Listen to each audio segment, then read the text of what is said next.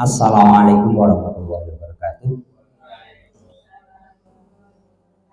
Alhamdulillahirabbil alamin wa bihi nasta'inu ala umuri dunya wassalatu wassalamu ala sayyidina wa maulana Muhammadin wa ala alihi wa sahbihi ajmain. Amma ba'd.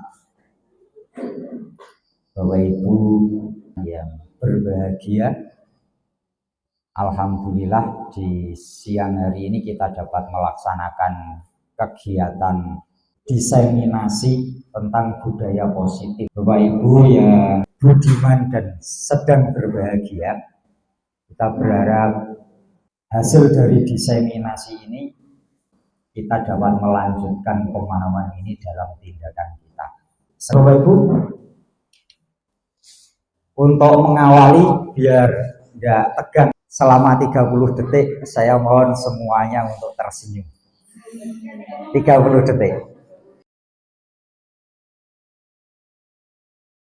Oke, emotikonnya tersenyum terus loh. Nah, kita berharap senyum itu akan selalu muncul pada diri kita dan murid-murid kita, sehingga munculnya itu adalah dari suasana yang terbentuk karena adanya budaya positif di sekolah kita. Oke Bapak Ibu, supaya ini nanti diseminasi ini bisa berjalan nyaman, kita buat kesepakatan kelas. Dan untuk kesepakatan kelas sepenuhnya saya serahkan kepada Bapak Ibu. Ini di sini hanya ada 2 contoh, silahkan dilanjutkan. Yang pertama, menghargai siapapun. Sepakat? Yang kedua, menjadi pendengar yang baik. Sepakat? Oke. Ada tambahan, Bapak Ibu? Ya. Ya. Yang ketiga, menjadi komentator yang bijak. Ada lagi, Bapak Ibu? Ada lagi? Boleh sambil makan dan minum. Tentang izin, oke.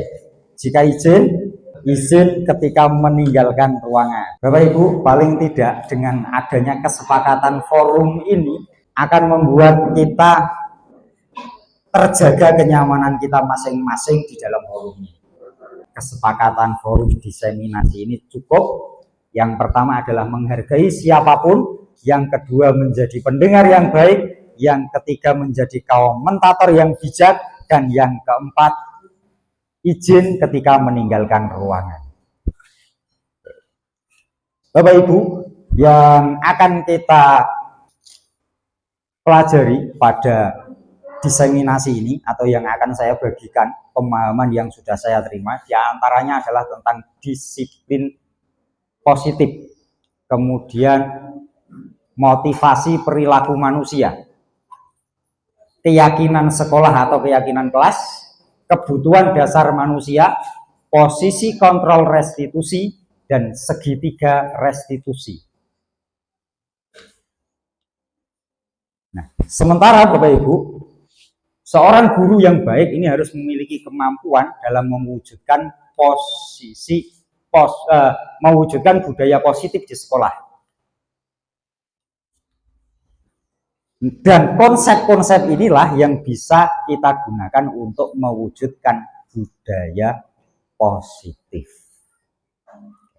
Kira-kira Bapak Ibu, budaya positif itu apa? Menyenangkan. Menyenangkan. Disiplin. 5S. Apa? Sopan santun atau attitude. Oke. Berani berpendapat.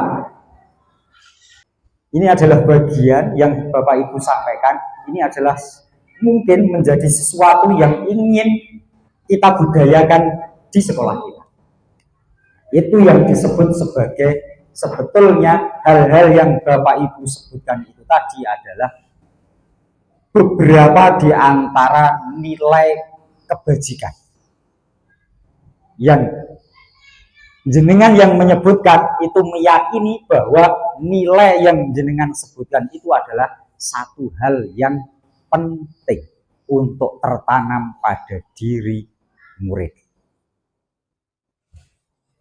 Maka jika kita ingin menanamkan nilai-nilai itu pada diri anak-anak, murid-murid kita berkembang dengan memiliki nilai-nilai tersebut, solusinya adalah kita harus mampu mewujudkan budaya positif di sekolah. Nah, supaya bisa mewujudkan budaya positif, maka kita harus kenal dengan konsep-konsep ini. Yang pertama adalah disiplin positif, kemudian motivasi perilaku manusia. Yang ketiga, keyakinan sekolah atau kelas. Yang keempat, kebutuhan dasar manusia. Yang kelima, posisi kontrol dalam restitusi. Dan yang keenam adalah segitiga restitusi. Sampai di sini Bapak Ibu, ada yang ditanyakan atau ingin dikomentari? Karena kesepakatan kelas kita adalah pendengar yang baik dan selanjutnya adalah komentator yang bijak. Ada yang bisa dikomentari Bapak Ibu? Karena menunggu komentar jenengan secara langsung, ketika ada 6 hal yang harus dikomentari langsung ternyata belum bisa keluar komentar, maka kita preteli satu persatu. Yang pertama kita bahas adalah disiplin positif. Gambaran Bapak Ibu ketika ada kata disiplin positif, apa yang ada di benak Ibu dan Bapak? Perilaku. Istiqomah, perilaku, pembiasaan.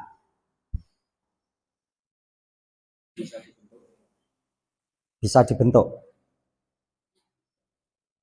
Disiplin itu menurut Bapak Ibu apa? Taat. Taat. Sikap. Sikap, taat, tepat, patuh, sesuai dengan peraturan.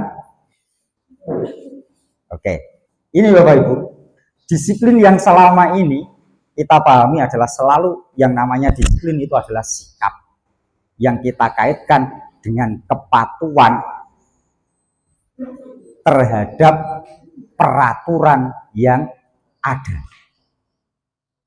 Disiplin selalu selama ini kita mengartikan bahwa disiplin itu adalah kepatuhan terhadap aturan. Oke.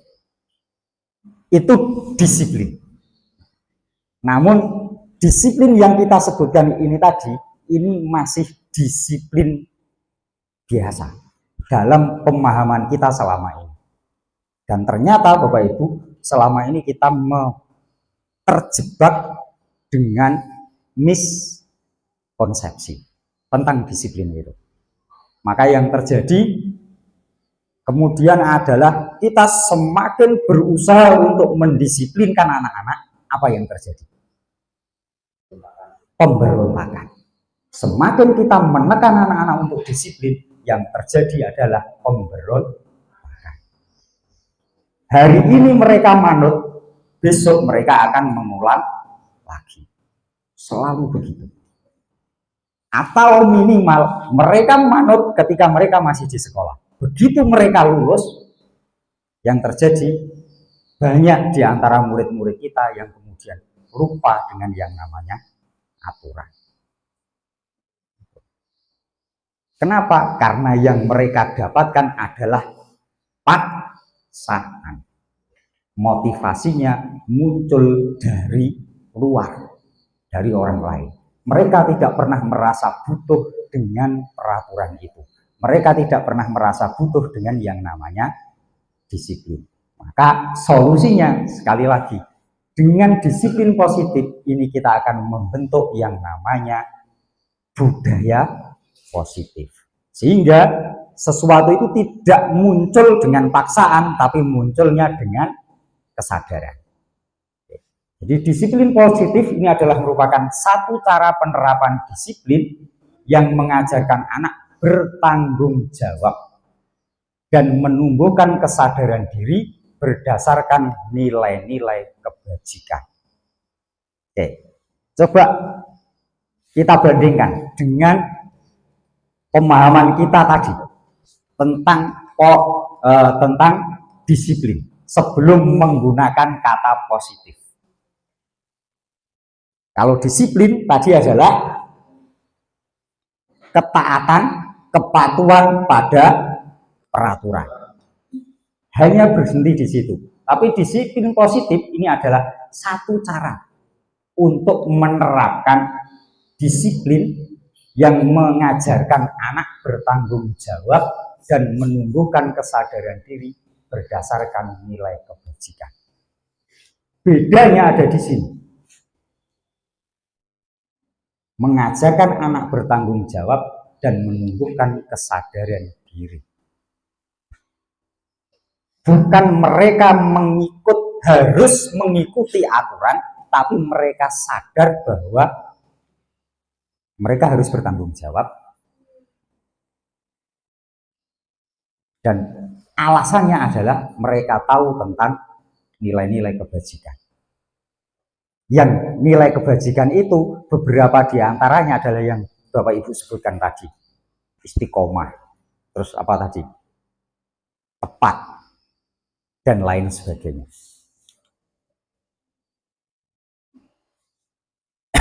Jadi disiplin positif ini lebih ke arah pada disiplin diri yang dapat mengontrol diri dari dalam untuk melakukan segala tindakan.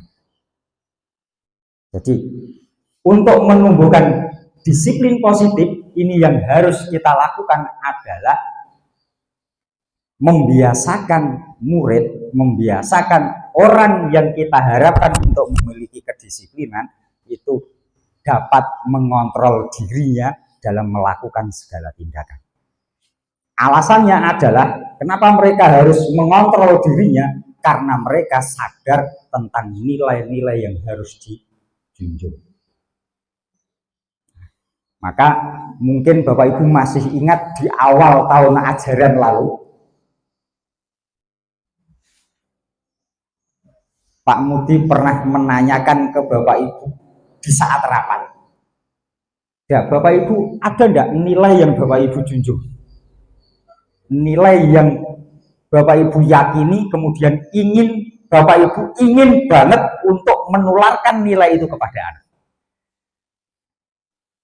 Salah satunya adalah tadi kita kembalikan yang Bapak Ibu sampaikan, nilai yang penting bagi kita, maka kita akan mudah untuk mengucapkannya.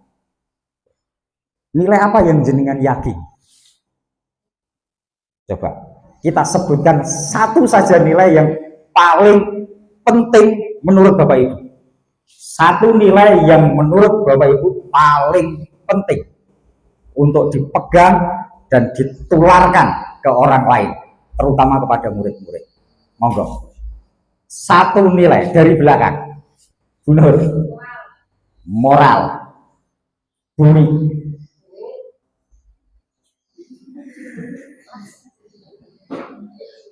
Satu nilai, sebutkan.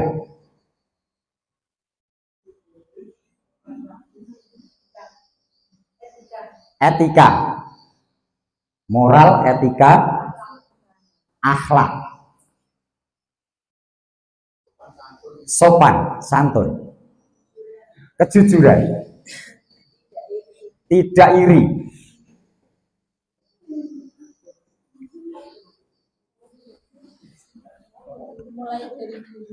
Mulai dari diri sendiri.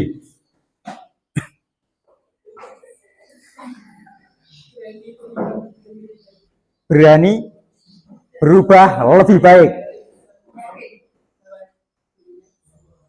Yakin bahwa dirinya bisa. Beda. Jujur. Mudah menerima hal baik.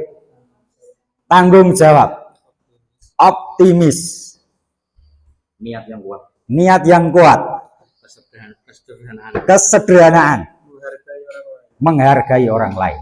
Ini adalah contoh nilai-nilai Bapak Ibu. Dan ternyata setiap kita mempunyai minimal satu nilai yang dianggap paling penting.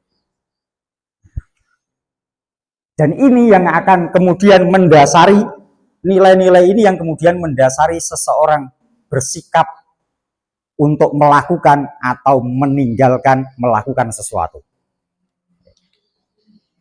Disiplin positif ini adalah disiplin diri yang dapat membuat murid memahami dan menyadari berdasarkan motivasi internal, bukan karena paksaan, ujian, atau hukuman. Oke. Setiap orang rata-rata memiliki salah satu di antara 3 motivasi dalam melakukan dan tidak melakukan sesuatu. Misal, Bapak Ibu yang terbiasa berangkat tepat waktu, jam 7 pagi sudah sampai di sekolah. Misal Mas Mul berangkat sampai di sekolah jam 7 pagi. Sesuai, bahkan sebelum jam 7 Mas Mul sudah sampai di sini. Ketika Mas Mul melakukan itu, apa alasannya?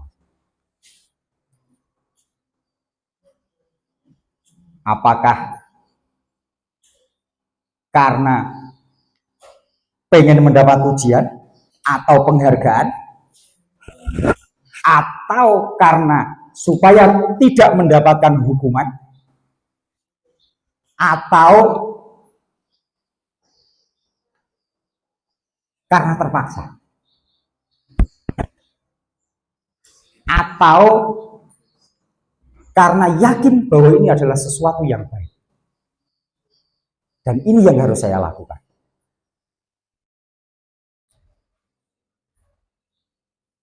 Setiap orang pasti memiliki salah satu alasan ini. Alasan yang pertama adalah terpaksa, dia takut dihukum. Ini adalah alasan yang paling naif, yang kemudian akan memunculkan mental block atau identitas gagal. Ketika murid-murid kita melakukan sesuatu, dia taat, tapi taatnya karena takut dengan peraturan, takut melanggar peraturan. Dan kita yang membiasakan itu, kita biasakan anak-anak takut dengan melanggar peraturan, maka sebetulnya kita sedang menyiapkan anak-anak kita untuk memiliki identitas gagal. Wong gak sukses itu ya ciri-cirinya itu, melakukan sesuatu karena takut. Tidak melakukan sesuatu karena takut. Atau alasan yang kedua, karena dia pengen diuji, dia pengen mendapatkan penghargaan. Ini sudah agak baik. Kondisi netral, umumnya menungso.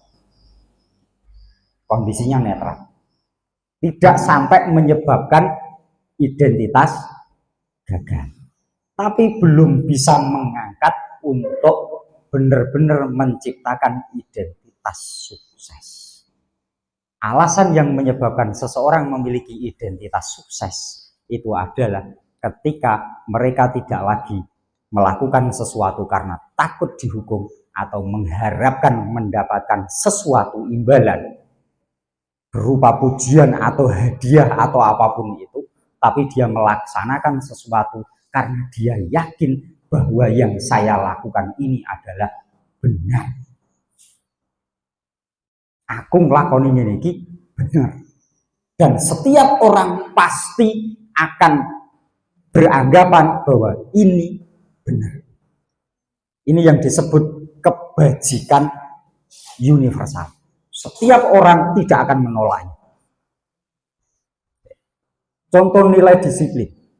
Adakah orang yang berpendapat bahwa disiplin itu tidak baik?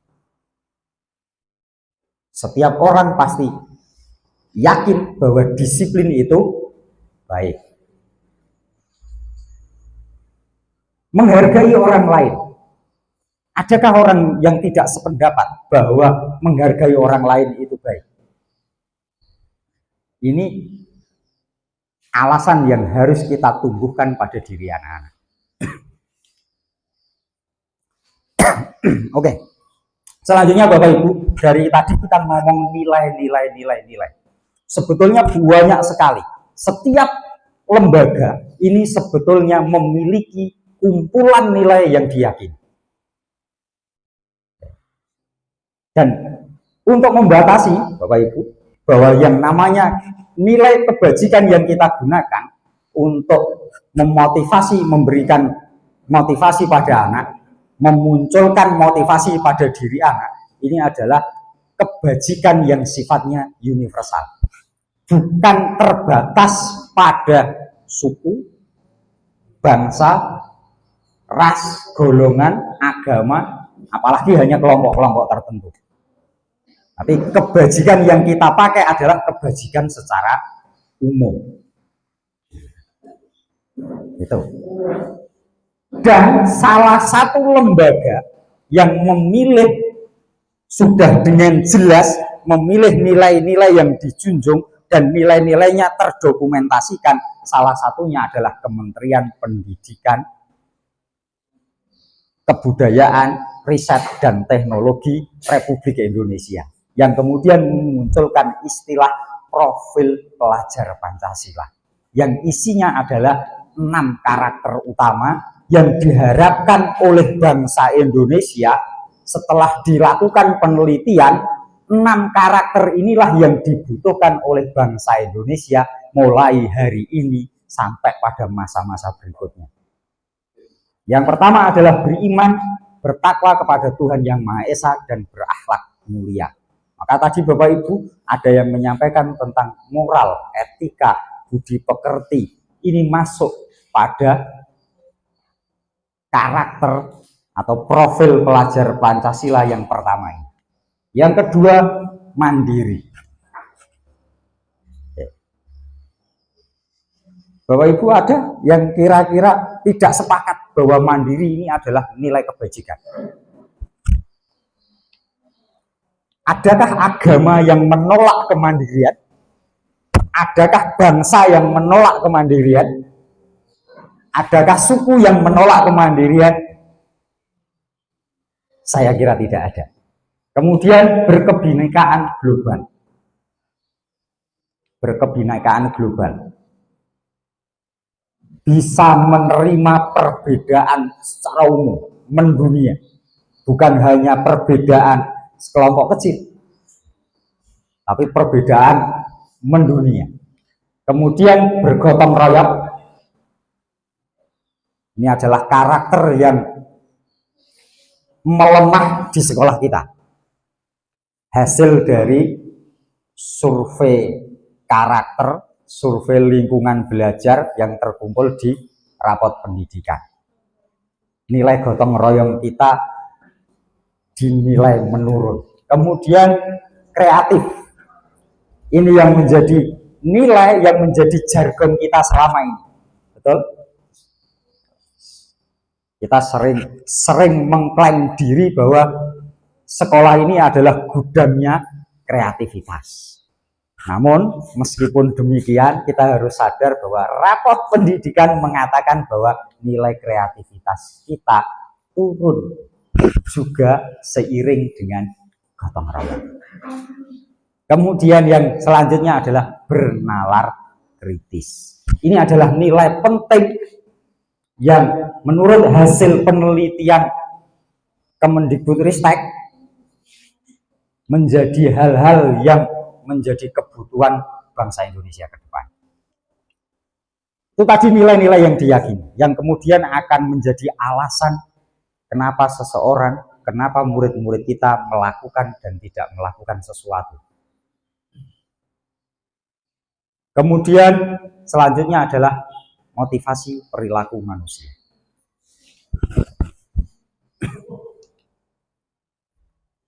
Ini yang tadi sudah sempat saya sampaikan, bahwa seseorang melakukan sesuatu itu punya motivasi.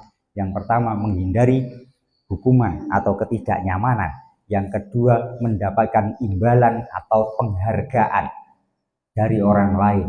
Kemudian yang ketiga adalah menjadi orang yang mereka inginkan dan menghargai diri sendiri dengan nilai yang mereka percaya.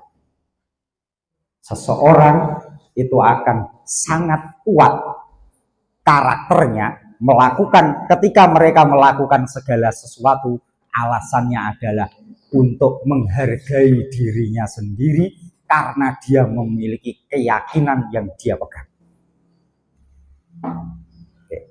Ini adalah sesuatu yang sebelum ini saya seringkali merasa diwadani. Itu. Jadi orang itu jangan idealis banget. Dan ternyata idealisme itu adalah harga tertinggi jika dibandingkan dengan penghargaan dari luar dan hanya untuk menghindari ketidaknyamanan. Dengan sendirinya sebetulnya ketika seseorang melakukan sesuatu dengan alasan yang ketiga ini, tanpa disadari dan tanpa dituntut oleh dirinya sendiri, dua motivasi yang di atasnya ini akan ikut dengan sendirinya. Otomatis akan ikut dengan sendirinya. Kenapa? Karena orang yang profesional itu adalah orang yang seperti ini. Identitas sukses itu ya ini. Kalau kita pengen melihat kesuksesan anak-anak kita, murid-murid kita 5 tahun, 10 tahun, 25 tahun ke depan, maka kita sudah bisa mulai melihatnya ketika mereka masih sekolah di sini. Ketika kita sudah melihat bahwa murid-murid kita sudah bisa melakukan sesuatu dengan motivasi yang ketiga. Gambaran orang sukses itu ya orang seperti ini. Selanjutnya tadi salah satu dari 6 hal yang kita butuhkan, kita pahami untuk mewujudkan budaya positif adalah keyakinan sekolah atau keyakinan kelas. Kira-kira Bapak Ibu, keyakinan sekolah atau keyakinan kelas itu menurut Bapak Ibu seperti apa? Kesepakatan bersama. Yang lain, keyakinan kelas itu adalah kesepakatan bersama. Yang lain, kesamaan orientasi. Oke, yang lain, keyakinan kelas atau keyakinan sekolah. Itu adalah satu kesepakatan atau orientasi bersama dalam satu sekolah atau satu kelas, di mana guru ini berperan dalam mewujudkan terbentuknya keyakinan sekolah atau keyakinan kelas dengan adanya kesepakatan antara guru dan murid.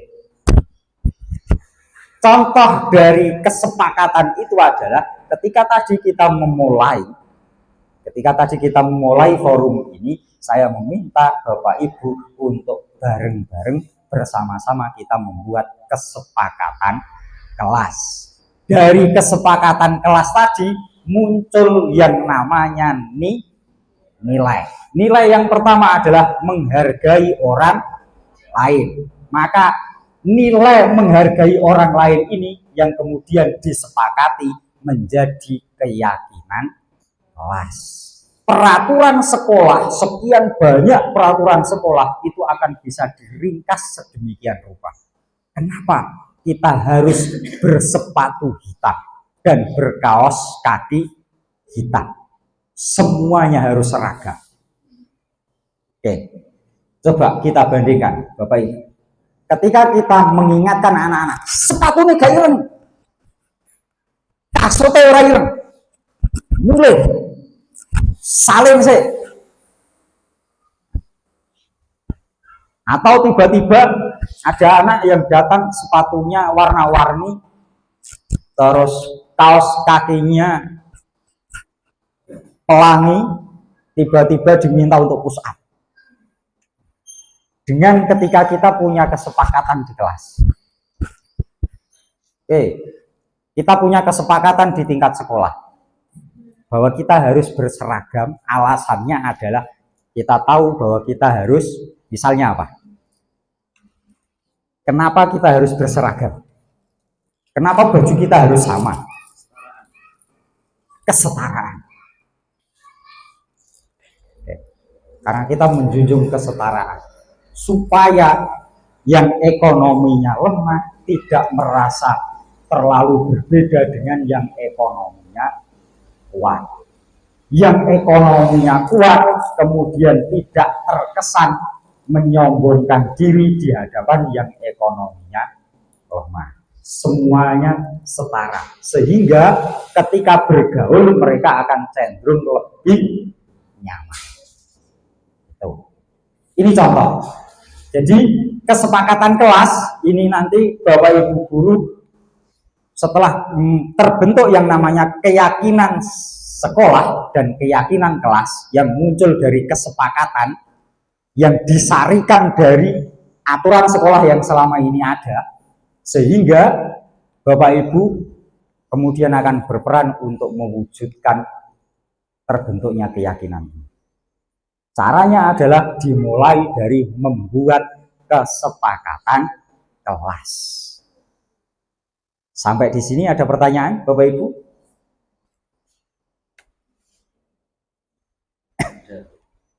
Jadi ini nanti mumpung momennya kita ada di penghujung tahun ajaran. Kita akan menghadapi pergantian tahun ajaran baru. Besok setelah masuk tahun ajaran baru, semua wali kelas bisa segera memulai untuk melakukan kesepakatan kelas. Mewujudkan munculnya keyakinan kelas. Di setiap kelas punya nilai-nilai yang diyakini. Monggo, Pak Uki, yang ditanyakan. Terima kasih atas waktunya. Dan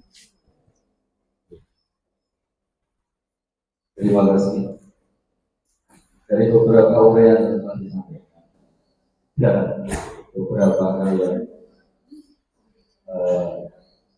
yang antara penting dan penting, antara konyol dan sebuah wacana. Ada 3 catatan di kertas saya. Yang pertama terkait dengan tadi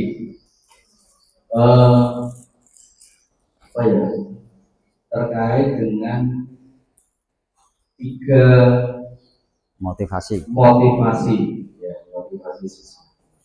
Yang saya garis bawahi di 3 motivasi itu adalah di situ tadi yang nomor 3 adalah adanya keterbukaan. Jadi yang pertama takut hukuman, yang kedua ingin hadiah, yang ketiga memang itu motivasi benar-benar ingin menjadi pribadi yang lebih baik. Sekarang kita tidak berbicara konsep ya, karena kita ini untuk kepentingan sekolah kita sendiri. Dan pertanyaan saya ini nanti akan mengerucut khusus real yang kita alami. Pertanyaan yang pertama terkait dengan semua hal itu, 3-3-nya itu menuntut satu kata yang namanya keterbukaan. Keterbukaan. Keterbukaan itu maksudnya gue kok ngelakoni ini. Nah, alasanmu.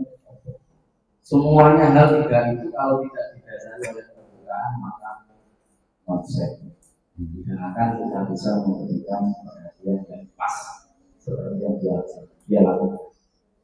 Kemudian keterbukaan ini tidak cukup, karena keterbukaan itu bukan menjadi sebuah sifat atau karakter. Karakter yang dibutuhkan terkait dengan keterbukaan adalah kejujuran. Nah, yang menjadi pertanyaan saya, monggo nanti dikomentari oleh rekan-rekan yang lain. Dulu mana kita cetak kejujurannya, atau memberikan motivasi anak untuk terbuka? Kira-kira yang menjadi konsep pertama kita, tidak mungkin dua-duanya saya yakin. Kita bidik kejujurannya dulu, atau kita motivasi anak untuk seterbuka mungkin dengan apa yang dilakukan. Yang pertama. Oke. Pertanyaan pertama. Ya, silakan. Yang kedua. Yang kedua, terkait dengan rapat pendidikan. Tadi Bapak menyampaikan bahwasanya rapat pendidikan kita terkait dengan ini, terkait dengan sikap khususnya itu gotong royong itu turun. Nah, jujur Pak, saya sebagai guru, saya pun tidak tahu sama sekali instrumen yang diketik anak-anak yang harus diisi anak-anak terkait dengan UTBK apa? ANBK terkait dengan survei lingkungan itu, terkait dengan item gotong royong. Kok bisa menurun? Kenapa? Karena di masyarakat di akhir-akhir inilah ya, akhir-akhir ini oke lah kalau kita ambilnya di semester yang lalu Pak, semester ini oke, paling tidak di setiap momen kita ada namanya kerja bakti. Kerja baktinya apa? Bersih lingkungan, bersih kelas, mau masuk, mau tes, mau liburan, pasca liburan itu mesti ada itu gotong royong itu. Ini gotong royong secara umum yang kita pikir. Saya tidak tahu apakah gotong royong yang ada di ANBK itu secara spesifik muncul sebuah kegiatan yang real dan sebagainya, saya tidak tahu. Malah justru ini, apa kita tidak manipulatif saja untuk meningkatkan bahwasanya rapat pendidikan kita biar naik. Yang pertama, untuk manipulatifnya yang pertama adalah kita tuntut anak-anak one by one atau kita shock langsung. Kok nenek pertanyaan ini jawaban ini. Satu itu kan ya. Yang kedua, muncul sebuah kegiatan dari latar belakang instrumen siswa. Biar apa? Biar anak-anak itu kalau memang pemikirannya adalah fokus di satu titik, dia malah benar-benar melakukan. Gotong royong buat sama orang. Gotong royong di gotong royong itu ada kegiatan apa? Kamu iya atau tidak? Ya tidak. Sekolah mengadakan apa tidak? Sekolah mengadakan apa tidak? Itu kan paling tidak ada manipulatif. Manipulatifnya apa? Kita tidak langsung kontrol anak, tapi kita membuat program itu sesuai dengan instrumen-instrumen yang ada. Toh itu juga kita pernah lakukan terkait dengan untuk akreditasi dan sebagainya. Itu pertanyaannya ya tadi ini kegiatan kita dengan pemahaman anak-anak terkait dengan mungkin mengisi rapor pendidikan atau ANBK itu sepaham atau tidak? Itu yang kedua. Dan yang ketiga, ini entah itu sebuah lelucon atau tidak, monggo nanti ditanggapi ya. Aku ya senang kalau Indonesia ya. Terkait dengan mandiri dan introvert, kecenderungan. Nah ya, kita kan paling tidak ya, namanya pikiran usil ya, mandiri. Introvert orang. Begitu. Terima kasih. Waalaikumsalam warahmatullahi wabarakatuh. Oke, terima kasih Pak Widi. Ada 3 pertanyaan yang membutuhkan tanggapan. Yang pertama adalah terkait dengan motivasinya apapun setiap murid, setiap kita. Orang lain tidak akan tahu kalau kita tidak mau, si pelaku ini tidak mau terbuka. Pertanyaannya adalah didahulukan mana? Penanaman keterbukaan dengan penanaman kejujuran. Bapak Ibu ada yang ingin menanggapi? Oke. Ada nilai keterbukaan, ada nilai kejujuran, ada nilai menghargai orang lain, ada nilai keberagamaan, religius, berakhlak, bermoral tadi. Ini semua ini yang didahulukan ya Pak. Bagi orang yang memiliki pandangan tentang bahwa nilai yang paling penting bagi dirinya adalah kejujuran, maka orang itu akan menjawab, Mana yang ditanamkan dulu? Kejujuran. Yang nilai yang dipegangnya adalah keterbukaan. Wongnya model, cenderung model los, gak peduli dengan siapapun ngomong. Nah, maka dia akan menjawab nilai mana yang didahulukan. Orang ini akan menjawab keterbukaan. Bagi orang yang agamis, mereka akan memiliki pandangan yang berbeda dengan yang disampaikan Pak Wudi. Itu kan terkait dengan keterbukaan. Orang yang cenderung agamisnya lebih kuat, maka dia akan mengatakan bahwa karena anak yang melakukan kesalahan itu, dia akan sulit untuk terbuka. Wow, dia tidak begitu peduli dengan urusan agama. Keyakinan keagamaannya lemah. Maka akan muncul lagi pertanyaan, mana yang didahulukan? Keyakinan keagamaan. Tambah ngambang Bapak Ibu ya. Oke, jadi gini, nilai itu tidak memungkinkan kalau kita menginputnya satu persatu. Maka yang dibutuhkan adalah budaya positif. Semua nilai utama yang kita sepakati bersama itu akan terinstal menyesuaikan dengan kesiapan anak-anak dan menyesuaikan dengan perkembangannya anak-anak. Ada satu materi yang sebelum materi yang saya diseminasikan ini tidak include di dalam sini, tapi perlu saya sampaikan bahwa ada filosofi tentang proses pendidikan di Indonesia yang sebetulnya Indonesia itu memiliki pemikir pendidikan sendiri yang luar biasa dan diberikan gelar Bapak Pendidikan Nasional. Siapakah itu? Ki Hajar Dewantara. Kita semua orang yang pernah belajar di bidang pendidikan, betul Bapak Ibu? Seberapa banyak kita pernah mempelajari tentang konsep-konsep tulisan-tulisan dari Ki Hajar Dewantara? Dari sekian banyak konsepnya Ki Hajar Dewantara, salah satunya adalah pendidikan yang menuntun. Guru itu tugasnya bukan membentuk, tapi menuntun. Yang kedua, guru itu diibaratkan seperti petani. Petani itu tidak pernah membentuk kayu. Betul, Pak Tani? Pak Tani tidak pernah membentuk lombok. Betul? Yang dilakukan oleh Pak Tani apa? Merawat, menyiapkan lahannya. Budaya positif kita tumbuhkan di sekolah. Sekolah ini adalah tempat persemaian bibit-bibit peradaban. Oke, Bapak Ibu, ini adalah sesuatu yang dulu sama dengan yang disampaikan Pak Wudi, mungkin konyol kalau disampaikan, tapi harus saya sampaikan lagi bahwa pendidikan itu adalah untuk membentuk kebudayaan dan peradaban. Dan sistem pendidikan ala Indonesia sesuai dengan pemikiran Ki Hajar Dewantara. Pendidikan itu hanya menuntut. Ketika kita memaksakan diri untuk membentuk, gak jadi.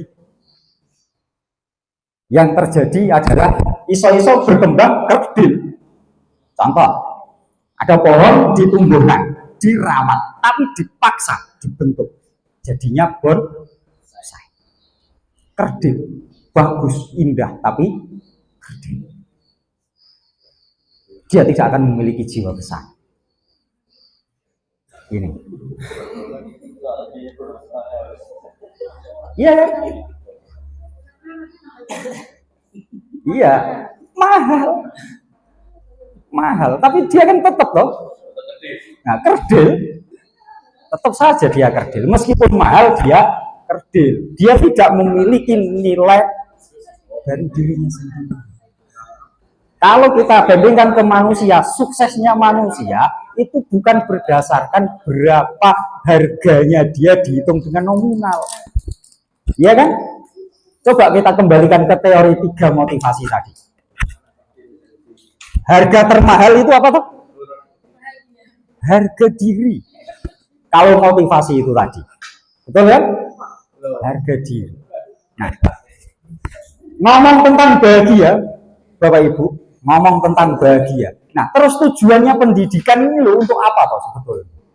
Kita hanya sebagai guru, tugas kita hanyalah menuntun murid-murid kita untuk berkembang sesuai dengan potensinya, bahasa yang kita kenal. Kalau bahasanya Ki Hajar Dewantara dulu, sesuai dengan kodratnya. Kodrat itu ada dua, kodrat zaman dan kodrat alam. Anak itu berkembang sesuai zamannya. Maka kalau kita hari ini menyalahkan penggunaan HP oleh anak, orang yang berbuat seperti itu kok dia adalah seorang pendidik, maka bisa saya yakini bahwa dia tidak tahu konsep tentang perkembangan zaman. Maka yang bisa kita lakukan adalah mengelola perkembangan zaman ini, kita sesuaikan dengan kebutuhannya anak. Enggak zamannya lagi anak ke sekolah dilarang bawa HP, sudah tidak zamannya. Sama tadi, semakin kita menekan mereka untuk jangan di depan kita dengan rasa takut dia tidak melakukan, tapi di belakang kita dia melompat melakukan yang lebih tinggi, lompatannya akan lebih tinggi. Kalau kita biarkan anak-anak di depan kita paling-paling main game, tapi ketika kita larang maka dia akan semakin penasaran, kenapa dia akhirnya ketemu sesuatu yang benar-benar seharusnya itu dihindari. Nah, akhirnya terjebak benjol gitu. Ini Pak Budi ya. Jadi yang pertama, nilai mana yang harus didahulukan? Semua nilai penting. Maka yang didahulukan adalah kita segera memiliki nilai yang kita sepakati. Kemudian itu kita budayakan di sekolah kita. Oke. Dan kita yang berperan membentuk keyakinan kelas, keyakinan sekolah ini kita yang berperan. Kelas. Bagaimana jika keyakinan masing-masing kelas berbeda? Tidak masalah. Karena peraturan sekolah tidak hilang. Peraturan sekolah tetaplah peraturan sekolah. Keyakinan kelas adalah keyakinan kelas. Dengan adanya keyakinan kelas ini, Bapak Ibu, siapapun gurunya nanti akan lebih mudah mengingatkan anak-anak. Tidak perlu kita menjustifikasi. Bocah goblok, orang ajar, merugikan orang lain, ganti, ijoli, hukum. Sudah tidak zamannya lagi. Ketika kita sudah memahami, maka yang kita lakukan adalah setiap guru menemukan kelemahan anak, potensi menyimpang, yang dilakukan hanyalah mengingatkan. Dan itu tidak dilakukan di depan publik. Coba, ketika jenengan diperlakukan, diseneni di depan umum, rasanya ini.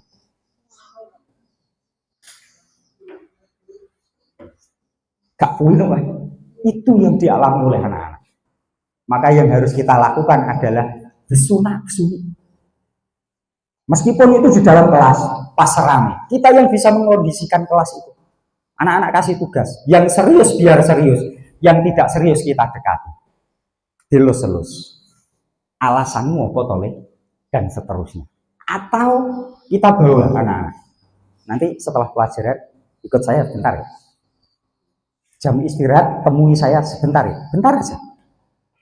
Dan yang kita lakukan bukan menjustifikasi, tapi nanti ada solusinya. Ini tentang keyakinan kelas. Akan mempermudah kita melakukan perbaikan pada diri anak. Dan sekali lagi Bapak Ibu, kita tugasnya hanya menuntun. Kalau anaknya belum terbuka, terus gimana? Kita biasakan. Budaya. Melalui pembudayaan. Lama-kelamaan, kalau nanti kita sudah tahu prosesnya seperti apa, anak dengan sendirinya insya Allah akan terbuka.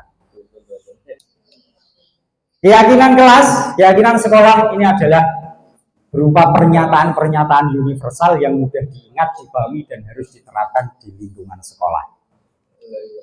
Contohnya seperti ini. Keyakinan kelas 10E, wali kelasnya Bu Siti SPD. Keyakinan kelasnya ini, bekerja sama, menjaga kebersihan kelas. Yang kedua, menjaga dan meletakkan barang sesuai tempatnya. Terus mengerjakan tugas tepat waktu, saling peduli, menghargai, dan membantu sama lain, satu sama lain. Yang terakhir, tepat waktu dan aktif di kelas. Jangan berpandangan terlalu kok cuma sedikit, berhentilah. Bapak Ibu, mari kita cross check pada diri kita sendiri ketika kita tadi membuat kesepakatan forum. Ketemu berapa? 4. Maka ini perlu pembiasaan. Dan bahkan kalau perlu dibuat berkala oleh wali kelas. Setengah semester, perlu nggak ini diperbarui? Perlu Pak, perlu Bu, ya kita perbarui. Gitu. Contoh keyakinan sekolah dan keyakinan kelas yang kedua. Setiap anggota kelas perlu belajar, senang, melakukan tugas, saling menghargai, merasa aman. Ya kan? Ini kan nilai-nilai. Tapi kalau kita sama sekali belum pernah punya gambaran, seperti tadi, kita belum pernah kenal dengan yang namanya kesepakatan kelas. Kecuali itu tadi, kesepakatan kelas selama ini bagi kita, ya akan diarahkan untuk anak-anak itu mengikuti peraturan sekolah. Kowe kudu tertib, manut karo guru. Ya. Dan ini ketika dilakukan bisa berbalik Bapak Ibu. Anak-anak bisa saja menuntut kepada kita. Bahkan bukan hanya ke wali kelas. Kalau perlu setiap guru mapel membuat kesepakatan kelas dengan sekolah kelas-kelas tertentu. Saya masuk di kelas 10A, membuat kesepakatan kelas dengan 10A. Sehingga terjadi ketika ada sikap menyimpang dari anak-anak kelas 10A, saya mengembalikannya ke situ. Ayo, kesepakatan kelasmu piye? Iya Pak, lali aku misal. Gitu. Yang contoh lagi, selalu bersikap positif, senantiasa menjadi diri sendiri, harus percaya dan apa ini? Percaya dan menghormati orang lain serta barang miliknya. Menghargai miliknya orang lain, menghormati kepemilikan orang lain. Ketika ini terjadi, misal nenek bocah ngambil pulpen temannya dibawa, koncone nangis, ngomoni gurune, kemudian bisa dikembalikan ke sini. Nilai apa sih yang kamu kesepakati? Dan seterusnya. Oke, istirahat dulu Bapak Ibu biar nggak tegak. S breaking, kita game. Berpasangan, monggo, pasangan dulu. Nah, yang salah satu menjadi si A dan yang satunya lagi menjadi si B. Oke, anggap saja Bapak Ibu sudah punya kertas. Masukkan di angan-angan Bapak Ibu sesuatu yang sangat berharga. Silakan dikepal, pegang kepal.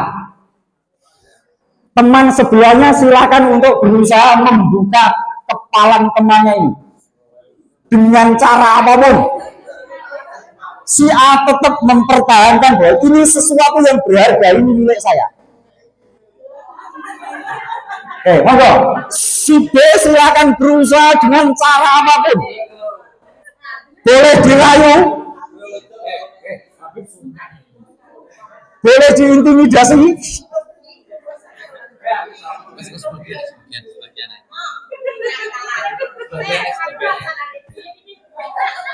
boleh diilik-ilik,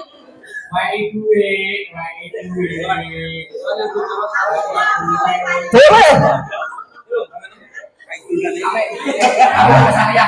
dengan cara yang saru, misalnya kepalanya itu diludahi. Silakan si B berusaha untuk membuka itu. Oke. Bapak Ibu, kita kembali, kita fokus. Oke, selesai. Selesai. Bapak Ibu, pertanyaannya, apa yang terjadi? Terbukakah kepalanya itu? Tidak. Kenapa tidak terbuka? Ngotot. Ya. Oke, tadi terbuka kayak gini. Kenapa bisa terbuka kayak gini? Dia sengaja membukakan untuk ini. Yang tidak terbuka karena memang berusaha untuk tidak mau membukakan kepada orang. Siapa yang punya kontrol terbuka dan tertutupnya tangan tadi? Yang punya tangan. Begitu pula Bapak Ibu yang punya kontrol untuk melakukan dan tidak melakukan segala sesuatu, itu bukan peraturan dan bukan Bapak Ibu guru yang menyebabkan anak-anak itu jadi orang pinter. Itu bukan Bapak Ibu guru. Anak-anak sregep itu bukan karena Bapak Ibu guru, tapi mereka sendiri yang mau membuka diri. Ini pentingnya motivasi internal. Ini Bapak Ibu, kebutuhan dasar manusia. Kalau tadi motivasinya, ini adalah alasannya. Setiap orang melakukan sesuatu mesti punya alasan. Oke, Bapak Ibu, ada yang punya gambaran manusia melakukan sesuatu itu pasti ada dasar kebutuhannya. Dia butuh apa, maka dia melakukan atau tidak melakukan sesuatu. Menurut Bapak Ibu, gambaran Bapak Ibu, alasan apa saja yang secara umum mendasari seseorang melakukan atau tidak melakukan sesuatu? Dia butuh apa? Dia butuh apa? Butuh makan. Anak di dalam kelas, murid di dalam kelas, dia makan. Kenapa? Kenapa dia makan di dalam kelas?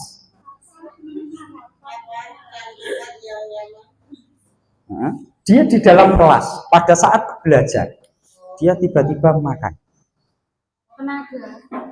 Atau agak ekstrim lagi contohnya, di jam pelajaran jenengan ada anak tidak masuk ke ruang kelas jenengan, tapi berada di kantin untuk makan. Kenapa dia memilih tidak masuk kelas tapi memilih di kantin makan? Jangan katakan takut sama yang punya kantin. Apa kira-kira? Alasannya apa? Kebutuhan. Kebutuhannya apa sih? Orang kok sampai memilih makan itu? Kleson. Kleson itu artinya dia bertahan untuk hidup. Ya kan? Seseorang memilih mempertahankan diri supaya dia tetap hidup, dia butuh makan. Terus, apalagi contoh? Contoh. Anak di dalam kelas sudah tahu ada peraturan bahwa siswi SMA NO1 Kradenan dilarang bersolek menor. Kenapa dia tetap milih bersolek? Apa yang dia cari? Sebetulnya apa yang dia cari? Dia butuh perhatian, dia butuh pengakuan. Wah, karena urusan macak langsung ngerti alasan. Nah, kurang perhatian. Iya, gimana? Neo ben dikenal mo. Neo ben dikenal mo. Ingin menunjukkan eksistensi. Nah, itu dalam bahasa Arab ada peribahasa. Nyeleneo ben kowe terkenal. Nek pengen, kalau kamu pengen dikenal, maka berlakulah berbeda dari orang lain. Jadi ketika ada orang berbeda perlakuannya dengan orang lain, mungkin dia pengen terkenal. Ini adalah contoh-contoh kebutuhan dasar manusia. Jadi sekarang ketika seorang murid melakukan satu perbuatan yang bertentangan dengan nilai kebajikan atau melanggar peraturan, sebenarnya hal ini dikarenakan mereka gagal memenuhi kebutuhan dasarnya sendiri. Dia berperilaku menyimpang itu karena sesuatu yang dia pengen saat ini, dia merasa butuh, itu tidak didapatkan. Kenapa dia caper di sekolah, dia butuh perhatian dari orang tuanya di rumah, tidak pernah dapat. Maka dia berperilaku nyeleneh di sini, biar dia dapat perhatian. Itu dia tidak berdiam di dalam kelas, karena kalau dia di dalam kelas tidak bisa makan, dia masih butuh hidup. Biar bisa tetap hidup dia harus makan, maka dia harus keluar ke kantin untuk makan. Nah, dan seterusnya. Jadi alasan-alasan kebutuhan itu adalah yang pertama, bertahan hidup.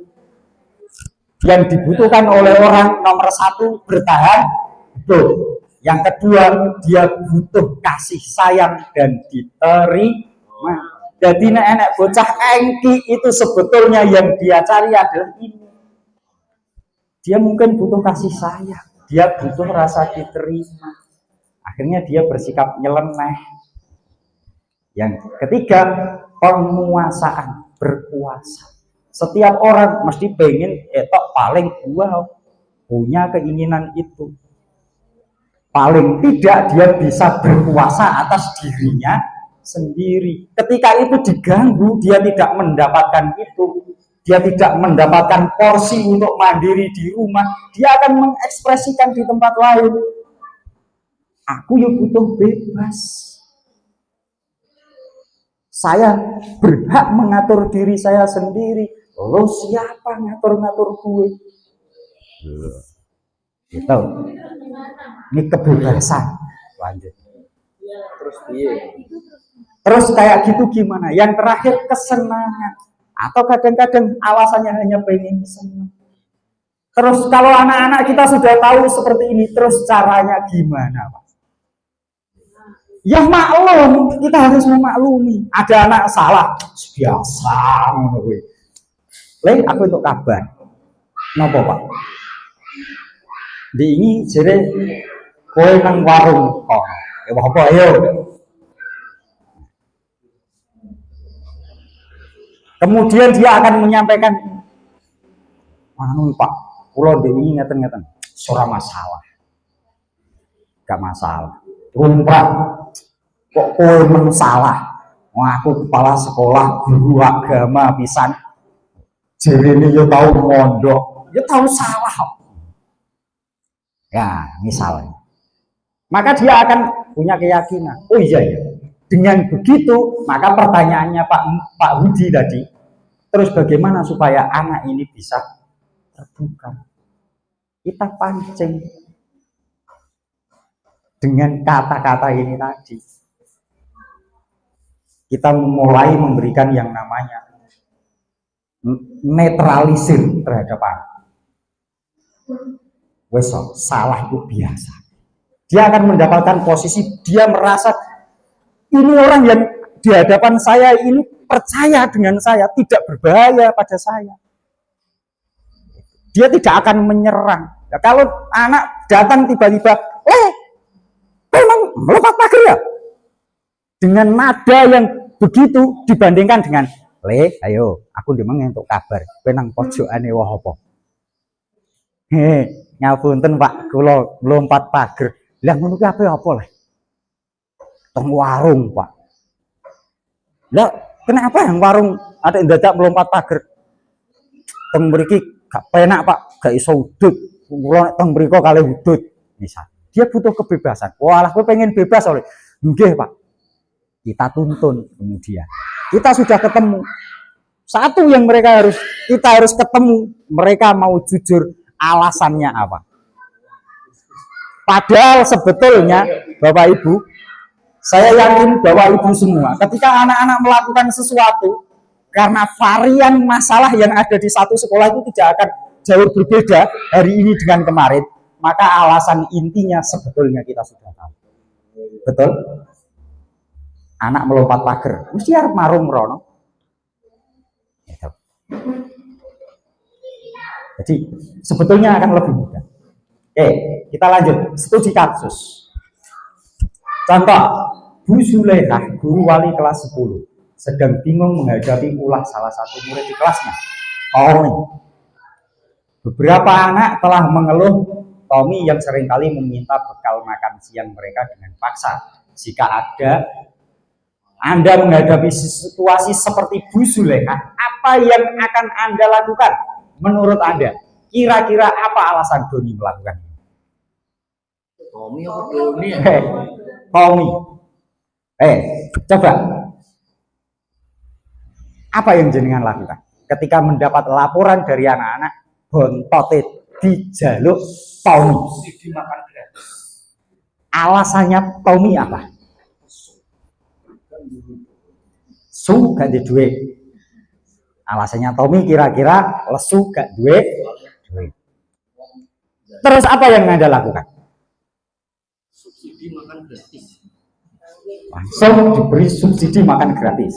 Prabowo.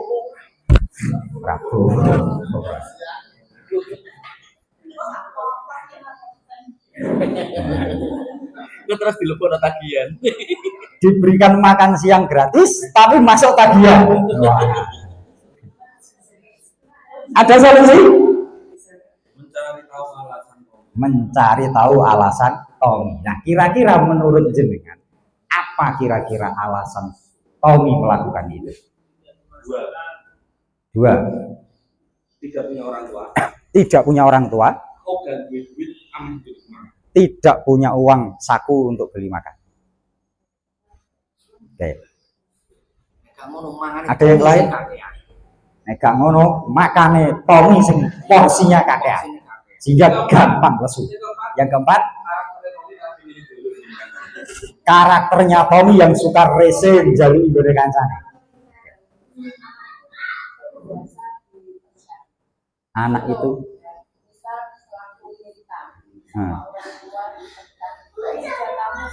Oke.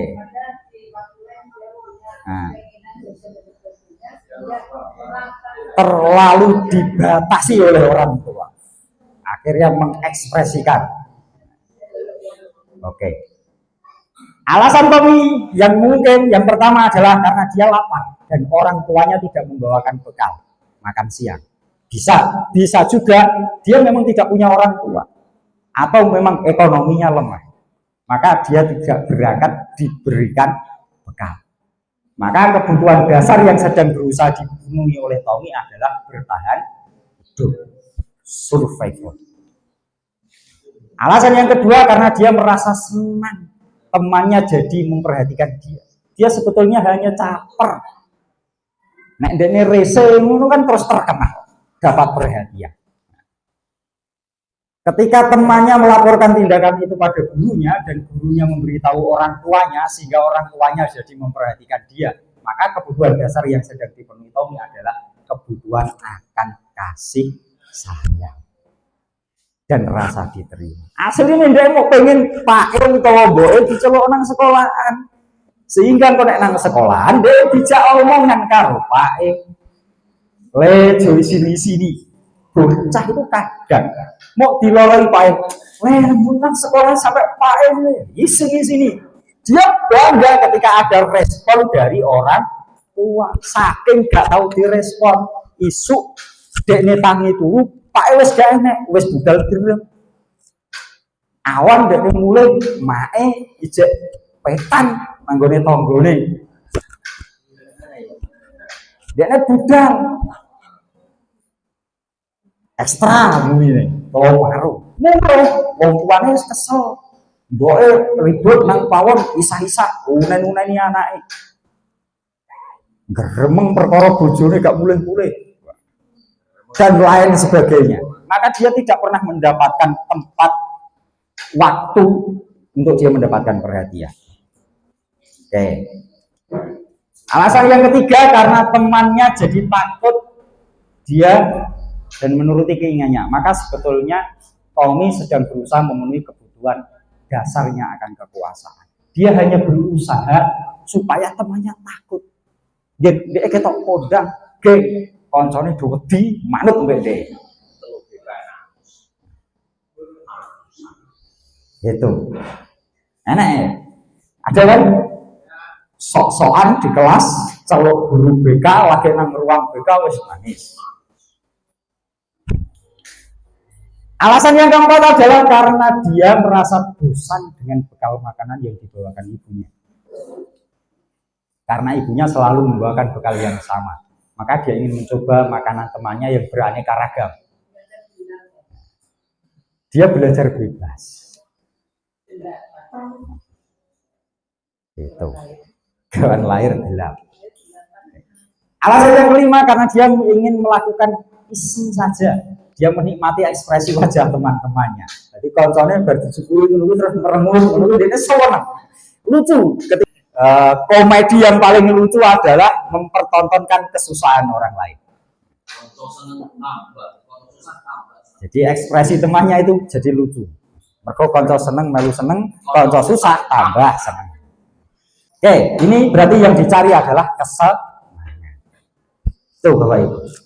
Sekarang selanjutnya adalah posisi kita. Tadi ditanyakan. Ya terus kalau anak-anak yang dibutuhkan itu, terus kita gimana? Kita gimana? Apa yang kita lakukan? Maka tadi muncul, apa yang kita lakukan? Apakah kita akan terus bertempat berposisi pada orang yang menekankan peraturan, memaksa, menghukum? Sebagai orang guru adalah seorang yang menghukum, tugasnya menghukum siswa yang melakukan pelanggaran, memaksakan peraturan. Apakah akan terus seperti itu?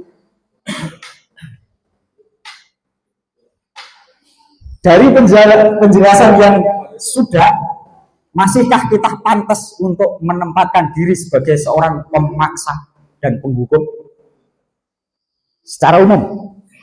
Karena mungkin dalam satu kondisi, mungkin usaha sudah kita lakukan, pendekatan berkali-kali, tapi ternyata tidak efektif, maka dengan sangat terpaksa model lama boleh kita terapkan. Super kepepet.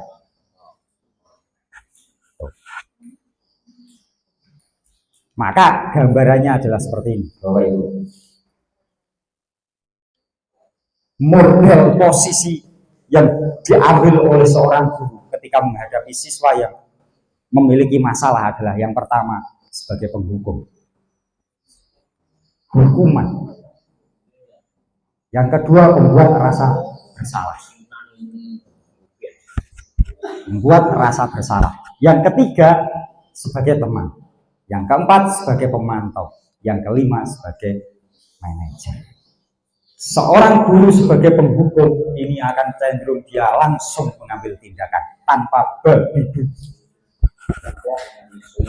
Model penghukum yang pertama adalah bocah masuk, dia bermasalah langsung pusat 10 kali, padahal tidak pernah ada aturan tentang datang terlambat harus pusat. Kalau yang melakukan itu Pak Yudi, ini tidak menjadi hukuman. Ini coba dibedakan ya. Pak Yudi menyuruh anak yang terlambat datang untuk push up 2 kali, ini namanya hukuman. Pak Yudi ada anak telat 1 jam, pas jam pertama pelajaran olahraga, anak yang baru datang diminta untuk lari mengelilingi lapangan 2 kali, ini bukan hukuman. Kenapa? Karena ada muatan yang berbeda. Olahraga sebagai pengganti pemanasan, sementara yang satu tanpa ada kaitannya dengan pelajaran, tanpa ada kaitannya dengan peraturan sekolah, tiba-tiba muncul sesuatu yang dia harus mengalami. Oke. 5 posisi tadi itu seperti ini posisinya.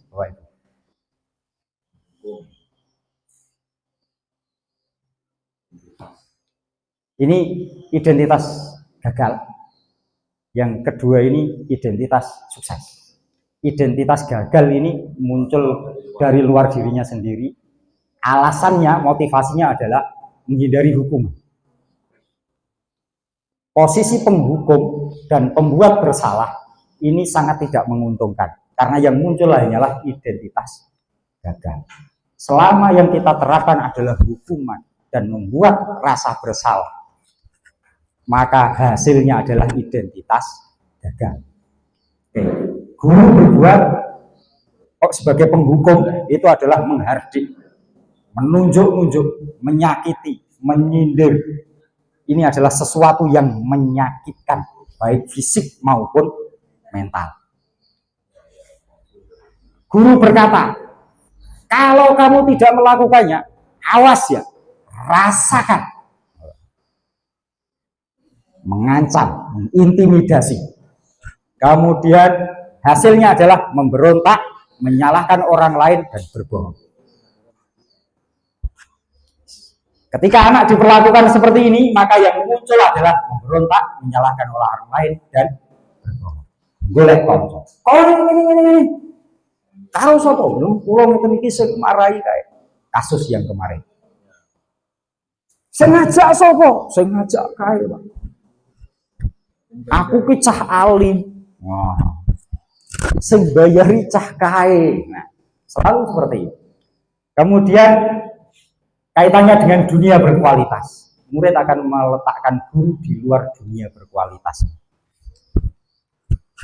Orang-orang penting yang penting bagi dirinya, guru yang seperti ini tidak akan pernah dianggap penting bagi dirinya.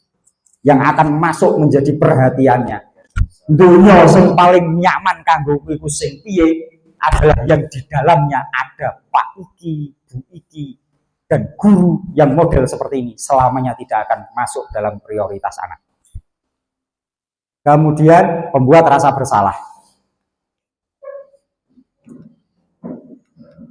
Berceramah mengatakan yang seharusnya kamu ini begini, saya kecewa kamu melanggar ini, atau berkata kamu itu seharusnya sudah tahu, tapi dia tidak sampai menghukum. Ibu sampai stres, aku gedek sampai ngerasa kowe jengkel. Ini masuk pada membuat rasa bersalah. Anak merasa iya aku salah. Dan itu akan menyebabkan dia tertekan. Kemudian menyembunyikan, hasilnya adalah dia akan menyembunyikan, menyangkal, dan berbohong. Dia akan sama meletakkan guru masih belum menempatkan guru seperti ini. Kemudian murid hanya akan bilang maafkan saya. Dia hanya berhenti minta maaf. Hasilnya terakhir adalah dia merasa rendah diri. Kalau penghukum, hasilnya dia pasti akan mengulang kesalahan. Balenina. Tidak akan pernah efektif hukuman. Hanya gambaran selama ini kita beranggapan bahwa wong nek wis bar dihukum, anak setelah dihukum dia akan kapok. Mana buktinya? Maka yang lebih banyak buktinya adalah dia akan melakukan pengulangan. Kalau murni hukuman atau kita kita salah-salahkan. Identitas berhasil itu bisa muncul dari model teman, pemantau, dan manajer. Teman ini membuat alasan untuk muridnya. Kalau pemantau menghitung dan mengukur. Caranya guru berkata untuk teman, ayo lakukan demi ibu. Masa kamu tidak mau? Ingat, tidak ibu pernah membantu kamu. Kayak konsol. Ayo, iwang yuk. Ayo ini yuk. Masa kowe gak ngesakno aku. Aku kok nek seneni Pak Dirgo piye? Iwangnya. Engko tahu tak iwang yuk, masa gak eling ngono kuwi. Seperti teman. Sehingga dia mau melakukan sesuatu yang baik atau meninggalkan sesuatu yang buruk. Oke. Saya pikir muridnya akan berkata, saya pikir Bapak Ibu teman saya. Ternyata begitu. Dia akan merasa bahwa guru ini seperti temannya. Nah, terus dia masih lemah, tidak mandiri dan tergantung.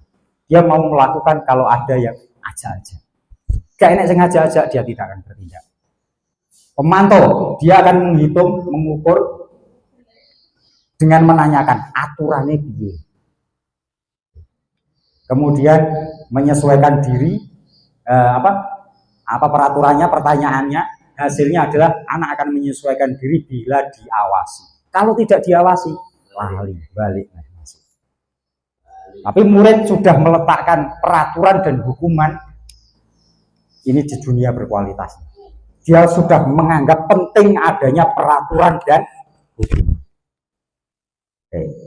Berapa banyak murid akan berkata, komentari murid, berapa banyak bintang yang saya harus peroleh, berapa halaman yang harus saya tulis, berapa soal yang harus saya jawab benar, sikap apa yang harus saya lakukan,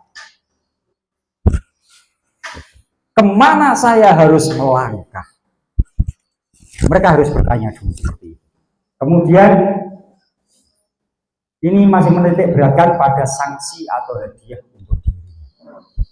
Jadi orang yang motivasinya adalah ini tadi, kalau dibalik, kalau motivasinya adalah hadiah, motivasi dari luar yang bersifat baik, kira-kira orangnya akan melakukannya model seperti ini. Dia melakukan sesuatu tidak bisa dimulai dari dirinya sendiri, tapi masih menunggu dorongan dari luar sambil bertanya, apa yang harus saya lakukan? Tak mulai kok sisah endi? Aku kudu piye? Aku untuk opo? Identitas berhasil yang ini yang paling diharapkan dari posisi semua guru adalah menjadi bisa menempatkan diri pada posisi manajer, yaitu dia akan mengajukan perbuatannya adalah mengajukan pertanyaan-pertanyaan, tidak menjustifikasi, tidak menghukum, tapi hanya memberikan pertanyaan pemantik sehingga anak mau ngomong. Contoh kata-katanya adalah apa yang kita yakin, apa yang bisa kita kerjakan untuk memperbaiki masalah ini. Keyakinanmu gitu. Setelah dia mengatakan bahwa saya tadi berbuat seperti ini, menurutmu perbuatan itu seperti apa? Salah, Pak. Nah, kenapa kok salah? Melanggar peraturan. Peraturan yang mana ini? Berarti ada keyakinanmu, keyakinanmu. Nilai apa yang terkait dengan itu? Saya harusnya jujur, Pak, misalnya. Nah, kenapa kamu tidak jujur? Nah, akhirnya muncul alasannya. Kenapa tadi kamu tidak jujur? Nah, saya mencari aman, Pak. Berarti kamu ingin mendapatkan rasa aman, itu bertahan untuk hidup berarti. Kemudian kita menekankan bahwa itu tidak salah. Kalau dia sudah yakin, tahu kesalahannya, tahu alasan dia melakukan kesalahan, kemudian kita yakinkan bahwa normal, setiap orang pernah melakukan kesalahan. Sekarang yang penting adalah bukan kamu salah atau bukan salah, tapi bagaimana memperbaikinya. Oke. Gitu. Maka hasilnya adalah mengevaluasi diri dan mengetahui bagaimana cara memperbaikinya. Oke, Bapak Ibu, jadi tadi di antara kelima posisi kontrol yang paling penting adalah kita upayakan kita berada dalam posisi sebagai manajer.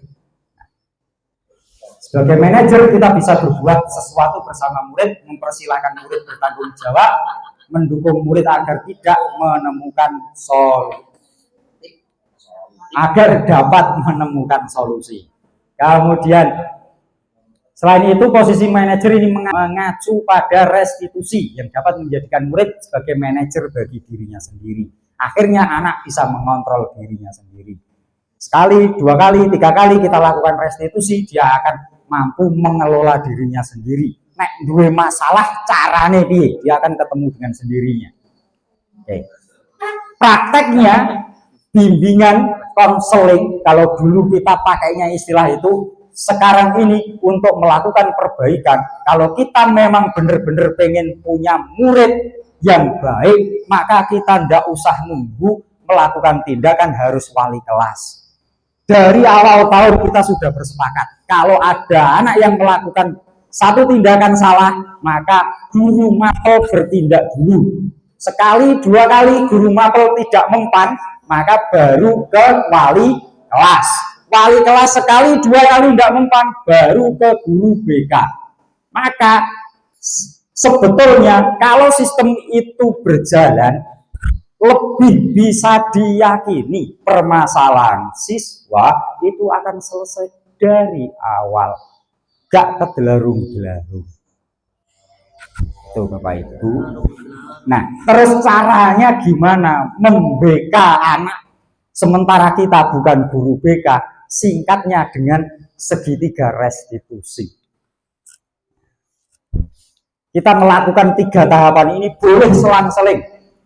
Pertama adalah validasi tindakan yang salah. Ditanyakan dulu, benar enggak dia melakukan sesuatu? Dia paham enggak kalau itu salah? Terus kemudian kita stabilkan identitasnya. Oke, tidak masalah. Terus kemudian kita tanyakan lagi keyakinannya. Sebetulnya ada keyakinan apa yang kamu yakini? Terus kemudian kita kembali ke validasinya ini. Dia akan menemukan solusinya. Itu, Bapak Ibu. Oke, ini contohnya, menstabilkan identitas. Dilakukan berdasarkan prinsip bahwa membuat kesalahan adalah bagian dari proses pembelajaran yang nantinya akan menggeser identitas gagal ke arah identitas sukses. Wong salah itu bagian dari belajar. Nah, beruntung seorang murid yang pernah melakukan kesalahan dan pernah diajak ngobrol dengan guru daripada anak yang lempeng standar. Karena dia tidak akan pernah menemukan belajar memecahkan masalah. Oke. Selanjutnya menstabilkan identitas. Berbuat salah itu hal yang manusiawi. Tidak ada manusia yang sempurna. Kita pasti menyelesaikan permasalahan ini. Pasti bisa. Siapa yang salah itu tidak penting.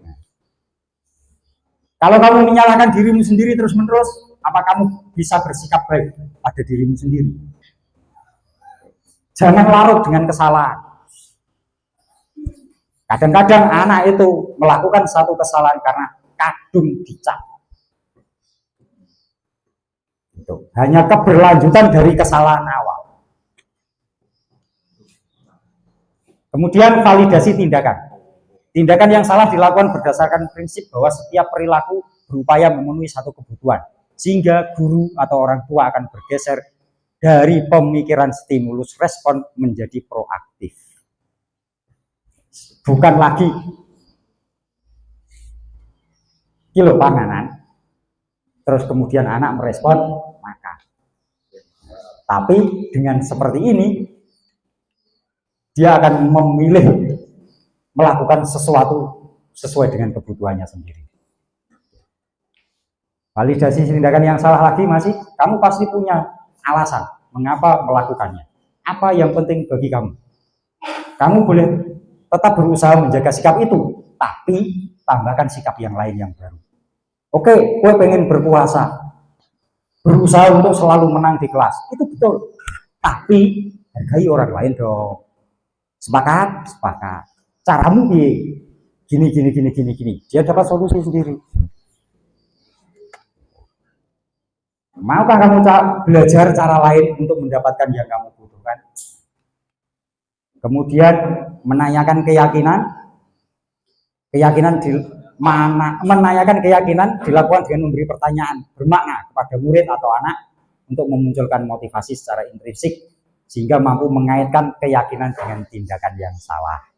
Oke.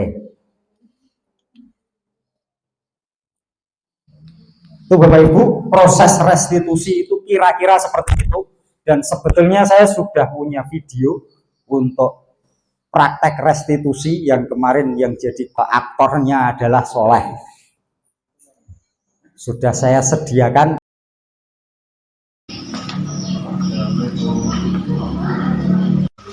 Waalaikumsalam.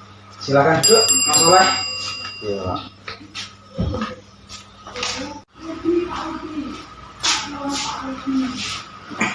Gimana Mas Soleh tadi pelaksanaan ujiannya?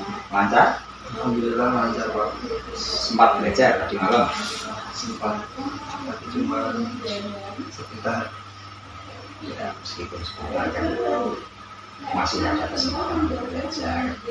Terus ini Mas Soleh, ini tadi Mas Soleh saya panggil bukan karena Bapak, jadi Bapak menerima laporan katanya Mas Soleh sering kali datang ke sekolah remaja sudah beberapa kali. Bener nggak di laporan? Nah, kenapa kok sering terlambat? Karena kalau pagi itu kadang masih ngantuk, jadi agak malas kalau belum. Nah, kok bisa kalau pagi masih ngantuk, memangnya kalau malam nggak tidur? Tidur kan cuma sebentar Pak. Kalau bisa sering kali tidurnya hanya sebentar itu kenapa? Kalau malam ngapain?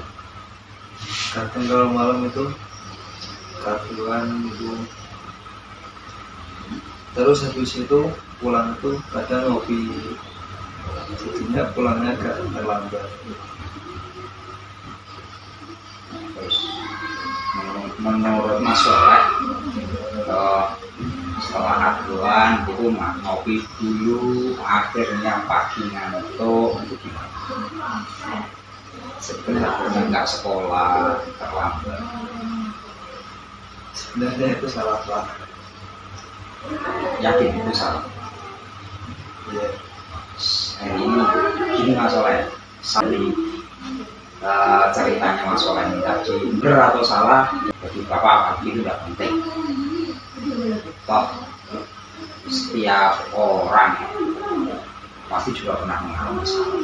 Semua orang sama, pasti punya peluang untuk pernah mengalami kesalahan.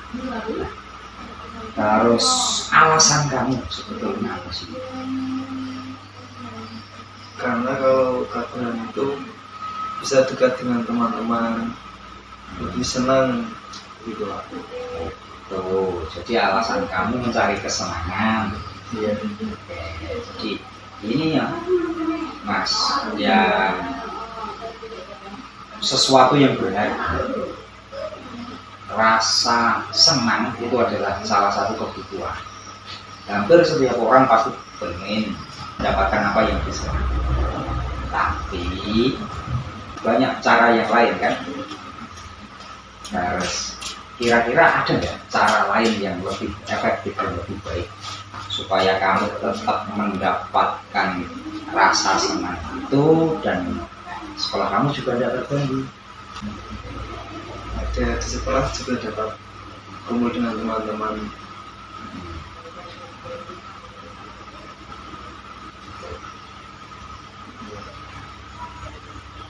Sebetulnya kalau cuma senang di sekolah juga bisa senang ya. Cukup dengan mengumpul dengan teman-teman di sekolah. Yakin bisa. Terus sebetulnya dari ini tadi kan ada, sebetulnya bukan hanya senang ngopinya atau senang tidurnya atau senang malesnya kan bukan itu kan. Terus sebetulnya dari kegiatan yang kamu lakukan di malam hari yang itu menjadi sebab semuanya tadi sampai kamu sering telat ke sekolah. Ini ada keyakinan apa sih? Tapi yakin. Ya saya mau jadi orang yang dekat dengan kiai-kiai. Jadi kalau kaburan kan dekat dengan kiai, dekat dengan baik gitu Pak.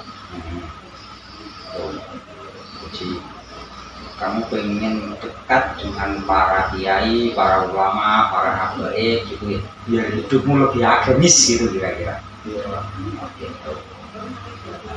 Sehingga kalau kamu sebetulnya yang diinginkan adalah kehidupannya agamis, besok ketika jadi orang hidupnya lebih agamis, kira-kira ada enggak cara lain sehingga kamu bisa hidup lebih agamis selama kamu masih sekolah?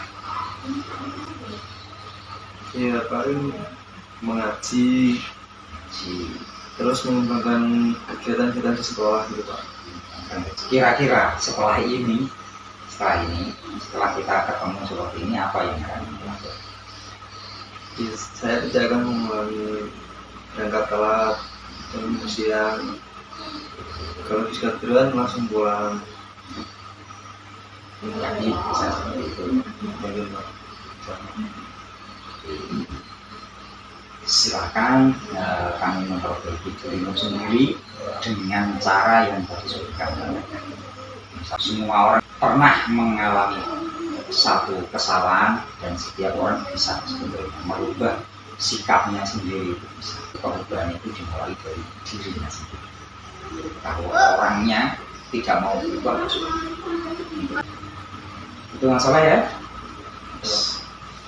Sekali lagi saya yakinkan bahwa kesalahan itu bisa dibuat oleh siapapun.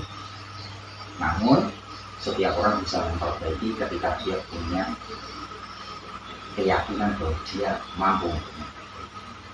Masalahnya ketika Mas Soleh menerima perlakuan bimbingan seperti ini tadi, apa yang Mas Soleh rasakan? Ya, saya merasa lebih diperhatikan oleh guru. Kalau saya salah ya dibilangin, kasih tahu. Tapi tadi Bapak melakukan sesuatu yang menyebabkan Mas Soleh merasa kemudian saya persalahkan, kamu salah, tidak ada. Terus dari proses itu tadi, akhirnya apa yang kamu dapatkan? Saya mengerti kalau telat itu perbuatan yang salah, melanggar peraturan sekolah. Terus setelah itu, Dan saya tidak akan mengulangi. ya, itu. yang meminta untuk tidak mengulangi Diri saya sendiri. diri saya sendiri.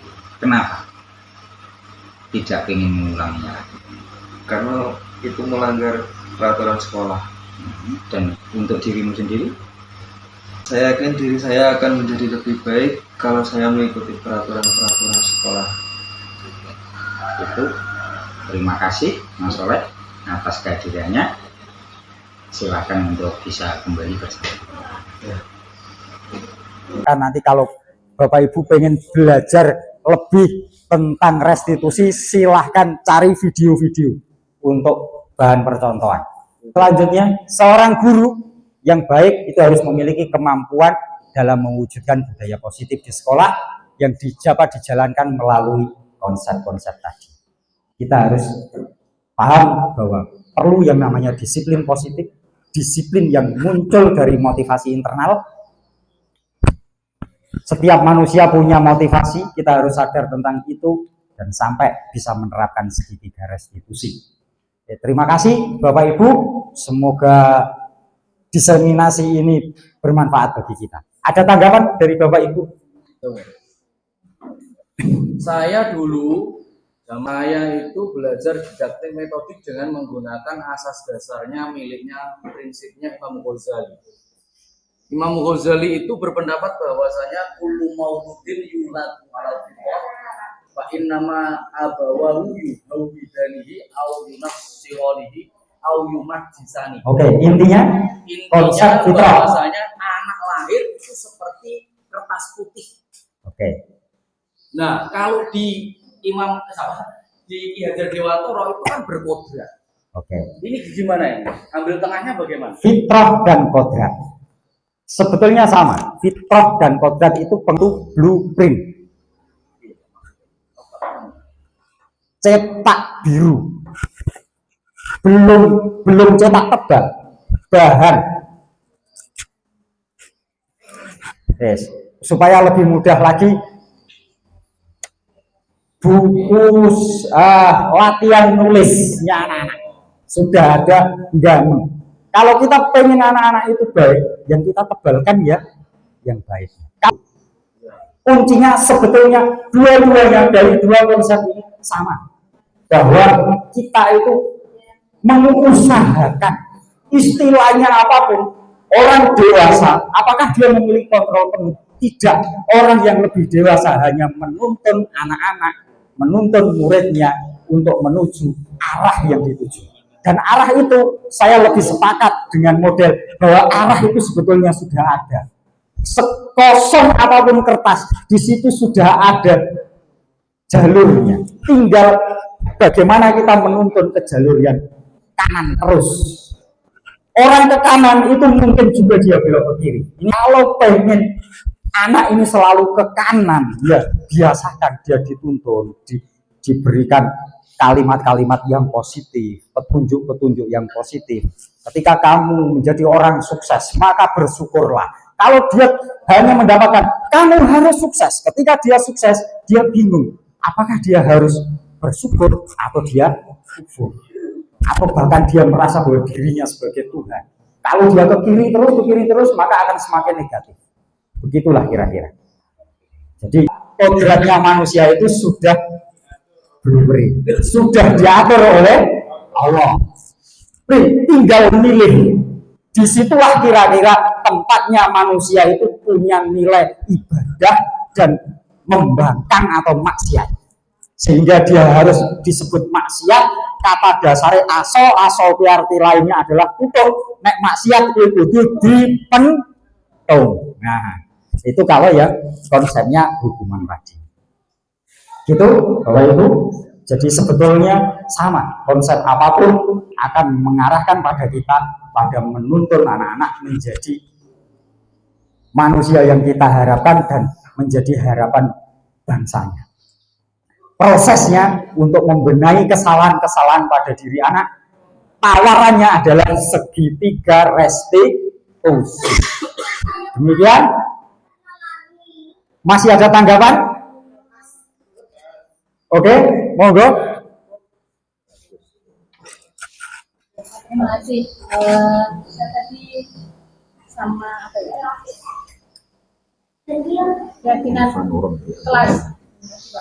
Di endingnya tadi Pak. Seandainya hal ini konsep ini diterapkan, sebenarnya sudah tidak ada lagi sudah dikawal dari awal. Itu sudah tidak ada lagi pelanggaran-pelanggaran yang menimbulkan kalau sudah. Nah, yang menjadi lemah di saya pribadi adalah konsistensi, Pak. Jadi terkadang ya kita manusia ya pengen konsistensi begitu dapat ilmu itu terus pengen, tapi di tengah jalan itu pemikiran kita sudah terpecah dengan urusan lain, jadi urusan. Terima kasih Bu Solihah. Memang ini benar bahwa yang menjadi tantangan kita selanjutnya adalah bagaimana kita mampu menjaga konsistensi diri kita di dalam kita membiasakan dan menanamkan budaya positif ini di sekolah. Demikian nggih Bapak Ibu semua yang selalu berbahagia dan selalu penuh dengan semangat. Terima kasih atas partisipasi Bapak Ibu semua dalam kegiatan ini, dan semoga diseminasi ini dapat menginspirasi bagi kita semua. Dan akhir kata, semoga tergerak, lekas bergerak, dan mari menggerakkan. 3 duren, 10 tomat, bersanding sabit dan tali rafia. Semoga konsisten dan penuh semangat membimbing murid selamat dan bahagia. Wallahul muwaffiq ila aqwamit thoriq. Assalamualaikum warahmatullahi wabarakatuh.